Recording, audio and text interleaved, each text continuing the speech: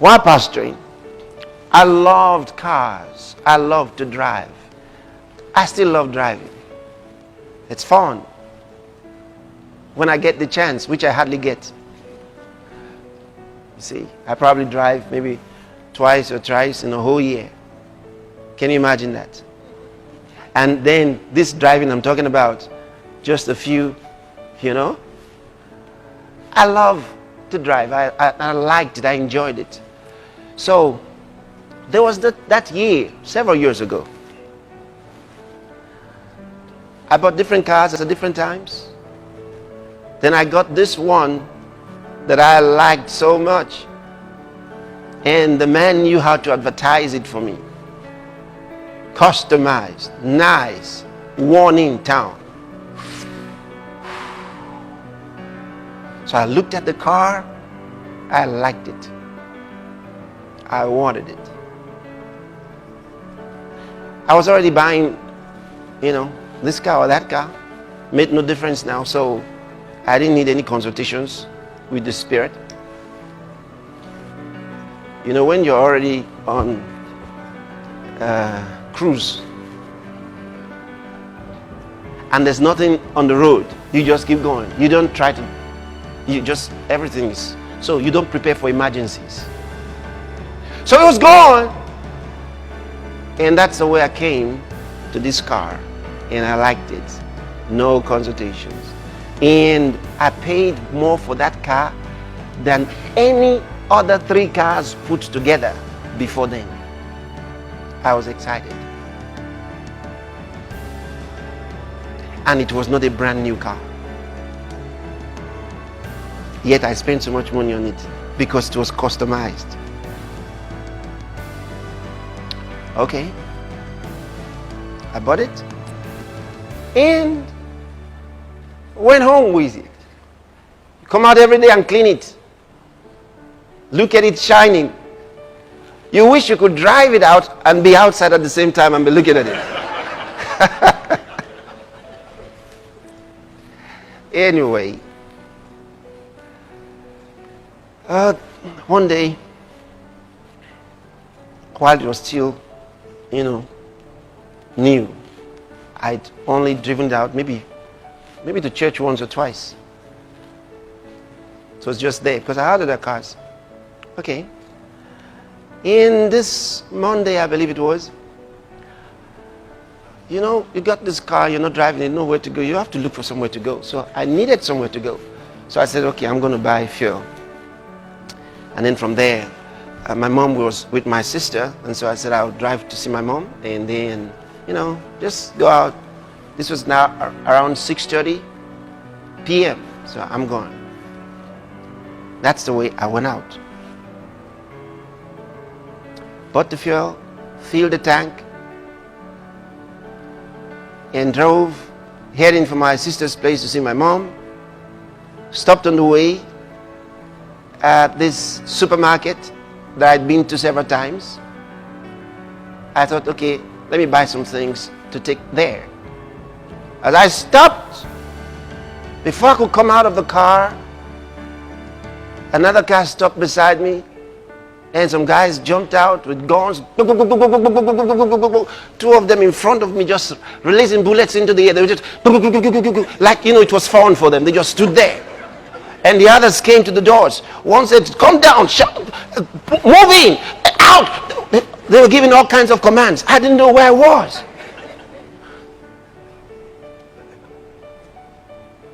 Oh. Before I knew what was happening, they opened the back door and said, get inside. The other one opened the boot to get inside. Everywhere. Come out. Where are you? I didn't know what happened to me. They were shouting so much. I didn't know which of them to obey. And the street was neat in seconds.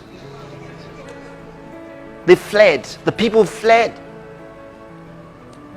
Then, for some reason, beyond explanation, I walked away from there. And it's like, like they didn't see me. I don't know how, but I just walked away. out there. The guy had opened the door and asked him to enter. And if you knew about how they used to steal those days, they'll ask the person to get into the boot, they'll carry the owner of the car away and drop him somewhere. Give him a ride, drop him somewhere. If they didn't kill him. So, I just walked away into the house that was, where the shop was. And they were still shooting, and then they drove the car away.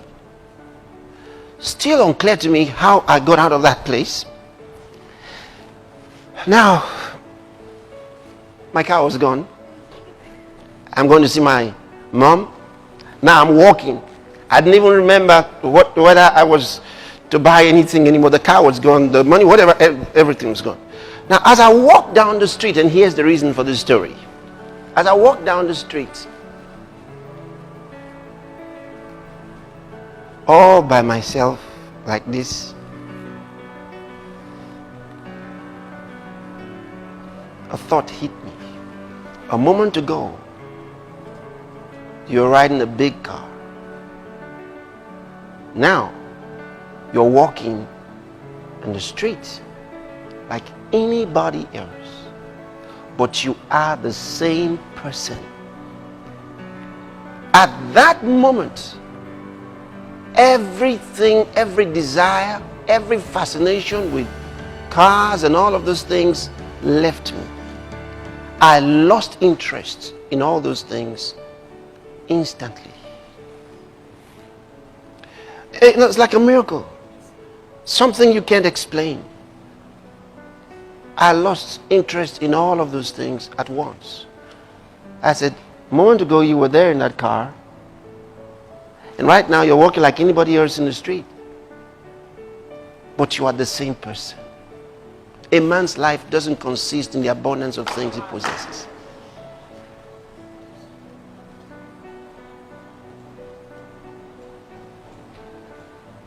And this is so important. Of course, on Wednesday nights, what I was about telling the congregation what had happened to me, how the car was gone, is I was telling them what happened, just about explaining. Someone came up the platform with a paper. They had found the car. So I announced to them they had found the car, but I wouldn't drive that car again. I'd lost interest. I wish that I knew how to lose that interest earlier. Are you getting what I'm telling you? Because you're the same person. And since that time to this time, not fascinated with those things. They don't mean anything. They don't mean anything. You're the same person. You're the same person.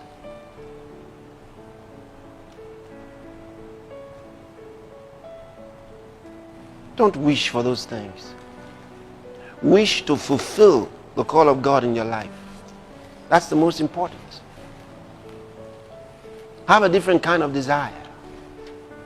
Nothing in this world satisfies. Nothing. Nothing. And you see, God will bless you faster than you can make releases. Let me put it this way, because sometimes when we talk like this, there are those who say to us, but if you keep giving, you may never have anything. You just keep giving and then you never have. The point is this: what God doesn't want is for anything to have you. We give. I give all the time. But the thing is this: I am unable to catch up with God. Before I have time to make my calculations, He's beaten my figures. And in everything. No wonder He said that seed time, He said, will overtake that harvest. And the harvest will what? Overtake the seed time. Such that you find yourself before the harvest, another seed time has come.